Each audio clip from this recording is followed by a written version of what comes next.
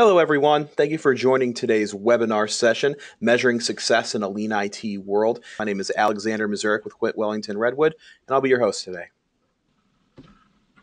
Now, just a few things about our organization for those of you who are new to us. Quint Wellington Redwood is a global consulting firm. We're completely dedicated to the improvement of IT's value to the business. But we started off in Amsterdam in 1992, but today we've expanded to be a completely global company with over 250 consultants operating in 49 countries on just about every single continent in the world. Our core business practices include sourcing, architecture, governance, Lean IT, of course, ITSM, and DevOps. We're very proud to say that we've been listed as the top global advisor on sourcing and governance by the IAOP for the last 3 years running, especially in the areas of client satisfaction, delivery of excellence, and innovative programs. And last off, we are a trendsetter in the areas of ITSM, Lean IT, and DevOps. Niels Loader. He is a very prominent figure in the Lean IT world. He is the chief examiner of Lean IT with APMG and one of the chief content developers for LEADA, the Lean IT Association. We're very happy to have him here today. Niels, thank you for joining us. Thank you very much, Alex. It's nice to be back and doing a webinar again. This one's about a subject that's dear to my heart, and because it's something that started, I think about 15 years ago almost. That I started getting involved with IT managers, and I was doing ITIL process implementations, and so there's lots of process metrics. But these managers, I started noticing that one of their biggest concerns is, well, what should I measure? And this is what we're going to be talking about today. Let's start with looking at, well, why do I need metrics? What's the thinking behind it? Especially, what does Lean think about it? What principles can you use to define and choose metrics? I'm going to give you a couple of examples of really Lean IT metrics that we've used in projects to help customers to manage their Lean IT development. We'll talk about some pitfalls, and we'll look at what are the best practices when it comes to actually defining a metric. Okay, so these are really the aspects that we're going to go through in the next 20-25 minutes. As I said, I started in this world kind of with this big question that kept being asked. What should I measure? And I was kind of surprised. I was relatively new, and I was very surprised that this was not clear. That IT managers didn't really know what they should be measuring. So I tried to address this, but I wasn't quite sure. And then with the advent of Lean IT, you start getting a number of ideas of how you can create the right measurements, the right metrics. So let's start with why we actually need to measure. And if we look at a couple of the good places to start, like the Shingo principles, operational excellence, they work with guiding principles and supporting principles. They basically say, okay, well, you've got to embrace your scientific thinking, and there are these supporting principles that say, well, you need to measure what matters, you need to rely on your data, and you need to make sure that the behaviors are aligned with your performance. And these are very important aspects that we'll deal with in the next 20-odd minutes. Obviously, Toyota Way, they rely very much on measurement and metrics. And what do we need those measurements for? Well, the key thing is to influence behavior. And I think this is the first thing that you really need to take away when it comes to defining your metrics. It's understanding what behavior am I trying to influence by measuring something. The second is that when you talk about a particular situation and you use the facts and the numbers that are associated with it, you get a much better discussion. And one of the things I always try to do with a metric is challenge the people who are defining the metric to say, well, what question does this metric provide an answer to, and is this actually the question that you're trying to answer? And this is where you see things sometimes going a little bit wrong, is that we think we're asking a particular question with a particular metric, but it turns out that we're not quite asking the question that we should be asking. So, or that we're not answering the question that we're trying to answer. Okay, so let's move on and look at whether we're going to measure the right things. Well, in Lean, we have a concept called the voice of the customer. Now, the voice of the customer tells us actually what we should be measuring in any case. Okay, so if we listen to what our customers are saying, they're actually saying four basic, simple things. One is just deliver me an IT service. Fine, you know, that's the daily activity that we should be doing. And related to that, we basically have the satisfaction of our customers regarding this service. Now, obviously, things can go wrong, and then comes the second thing that our customers want is keep my existing stuff working. And this is where we start looking at units of work such as incidents and service requests. Incidents being the technical disruptions, and service requests being disruptions that are not to do with the service, but have to do with the way the customer is using the service and maybe doesn't know how to use the service properly. But either way, these are disruptions to the way the customer's working with your IT service. Now, once we've got that basic stuff sorted out, then our customers start saying, well, you know, give me new stuff, and preferably as soon as possible. So we want to start measuring units of work such as changes, standard, non-standard changes, projects, these kind of things. And last but not least, when we've done that well, our customers will say, well, you know, give me some advice on how to use IT better. And then we've got our unit of work advice. And these are all these are at least the essential things that you need to be measuring when you're looking at a lean IT situation. This is the fundamentals that you need to be looking at. So let's look at disruptions. Now, one of the things that we see a lot is that there's a lot of talk about mean time to repair. Now, yes, mean time to repair is very important, but we piloted a slightly different measure that does include mean time to repair, and it's all about measuring lost production time. Now, what we've done is looked at basically you have the number of incidents and the resolution time of those incidents, and from that you can create a kind of gross time that incidents are open. Add a cost to that, add a dependency, and you can have an idea of the net lost production time that a customer has. And what we found is that these numbers can be a lot more substantial than we initially thought, and it's not so much the critical and high incidents where a lot of attention is paid to how quickly they're solved. What we're seeing is that a lot of the medium and low priority incidents are causing a lot of lost production time.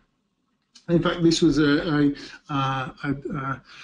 set of data from a real customer that we helped, and in there, when we did our baseline measurement for them, we found that they were losing approximately 4 million euros worth of production time per year, per month.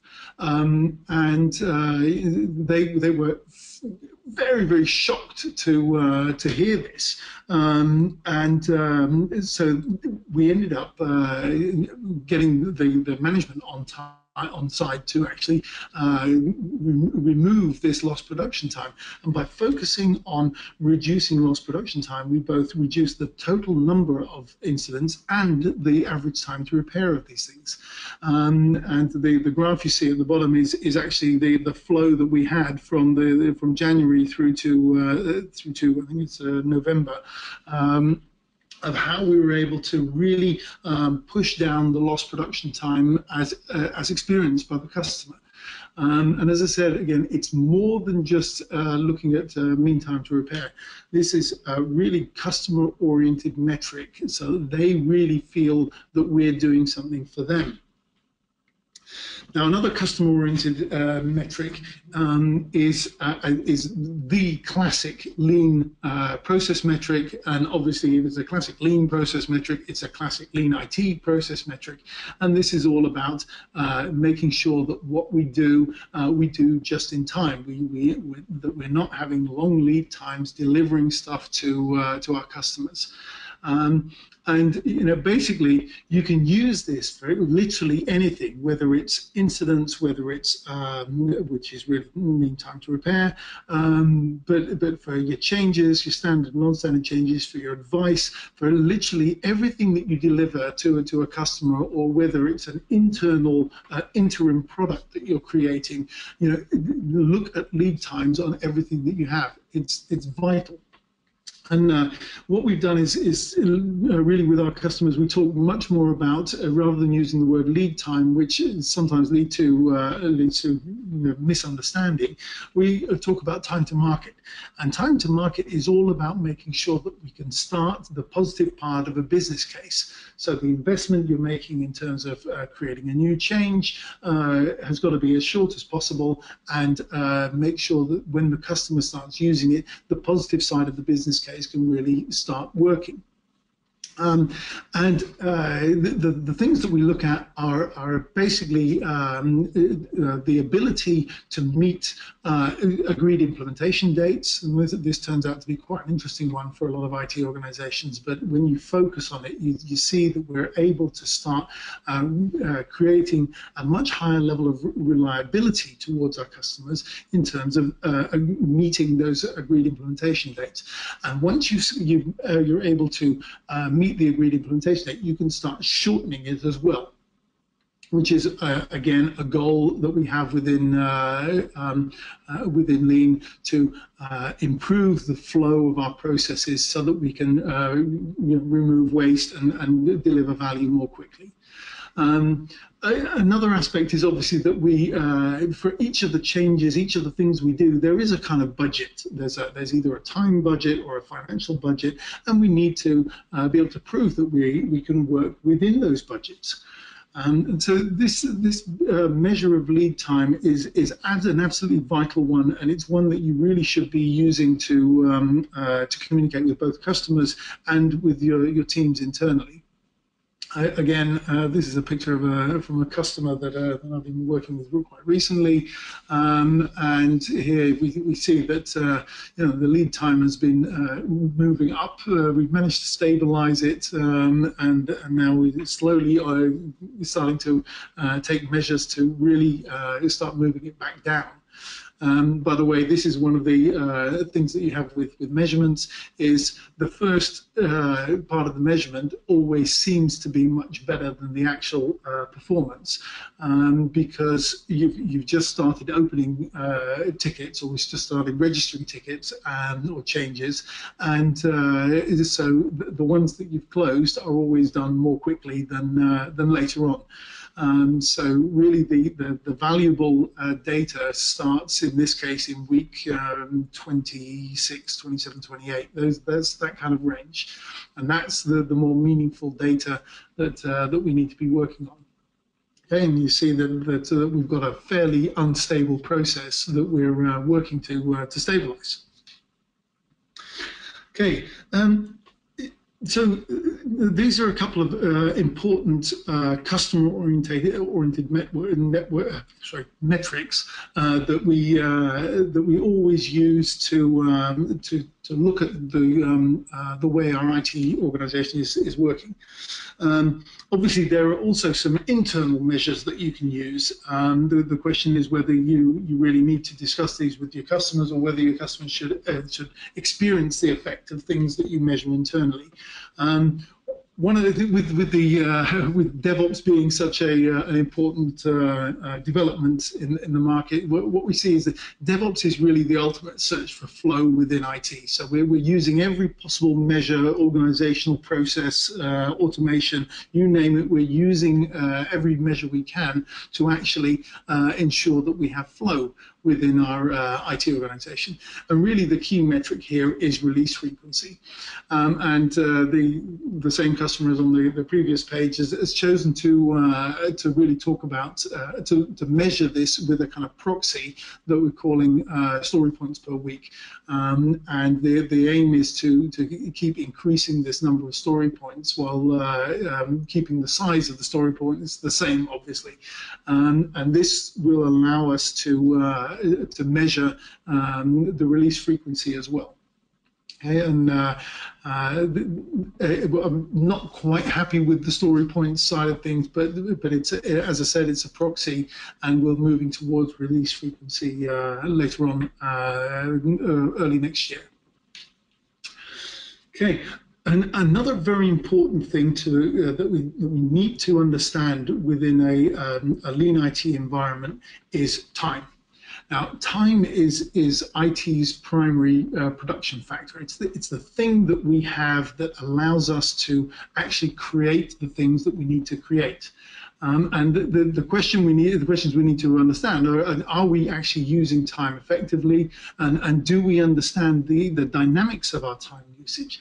And what we've been doing is working for the last few years with a metric that we call the earning capacity, which is related to value add, necessary non-value add, and non-value add work, but related more to things that we can measure quite easily, which are activities, units of work, like how much time are we spending on changes, how much time are we spending on standard changes, on our operations, how much time are we spending on incidents.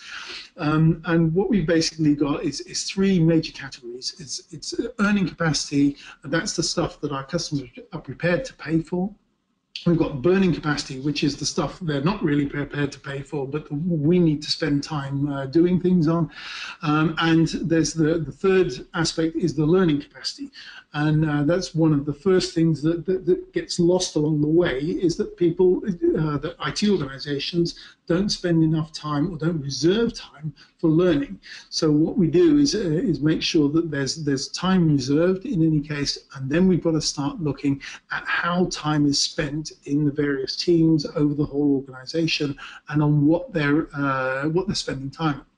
And what we find is that in most organizations, IT organizations, we're lucky if more than 50% of the time is actually spent on earning capacity activities.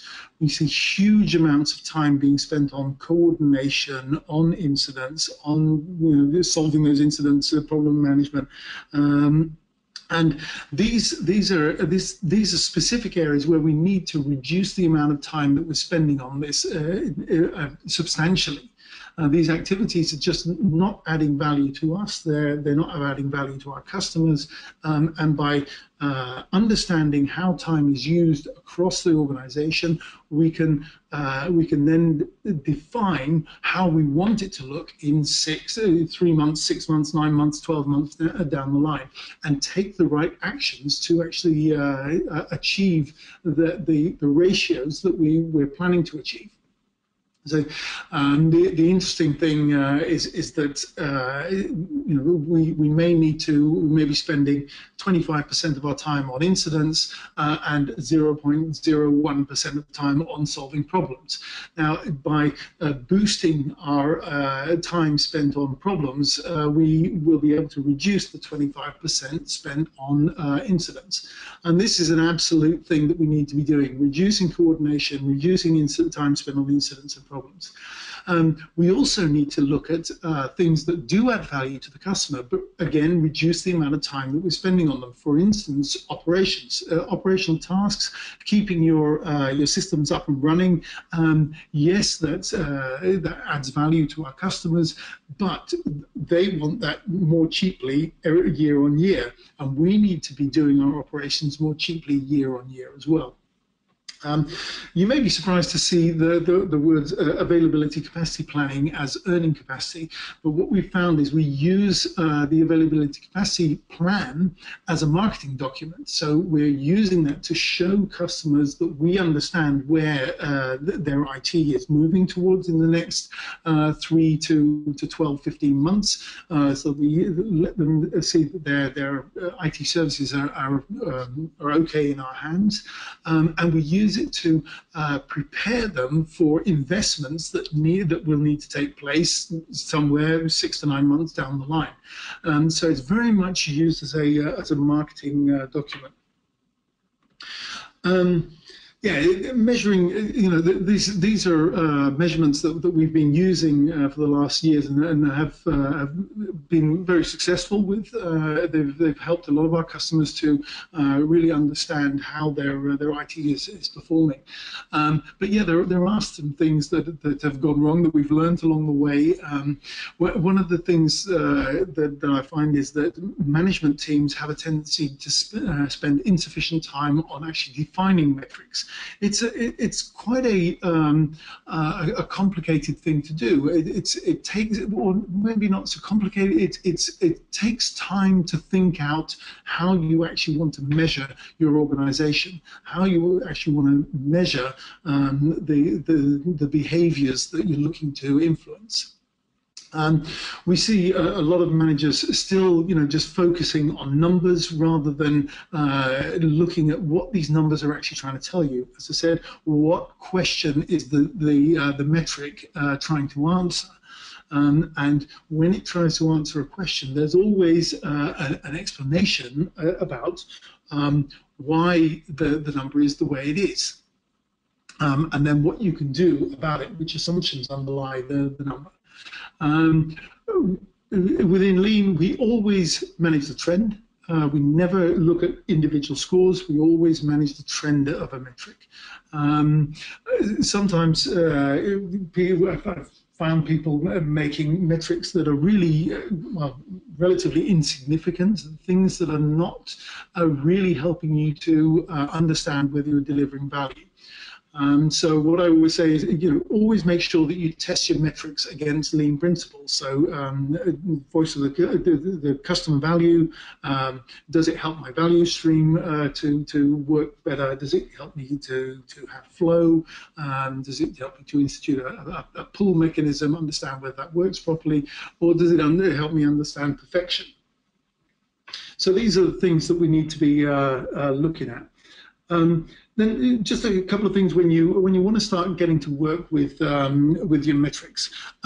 We always use what we call the KPI Cart, which is a standard part of the Lean IT Foundation course, and this really helps you to actually define a metric or a key performance indicator properly. A couple of interesting things. The goal of a key performance indicator is always to influence some form of behavior. We then need to define the KPI. We've got to make sure we've got a formula and a data collection process. Other things are more just to determine, the owner or the what kind of category it is. But the most fun one to look at is the issues one in the bottom right-hand corner. This is where we tend to get teams or management teams to think out of the box and see how people are going to game the system and game this KPI and make sure that it looks good, but it's not not providing us with the information that we're looking for. And you find that there's a lot of understanding of how people look to get a good score within an organization, by discussing this openly. And then you can just explain to people, there's no point in doing this. We're just trying to manage our way to a better performance.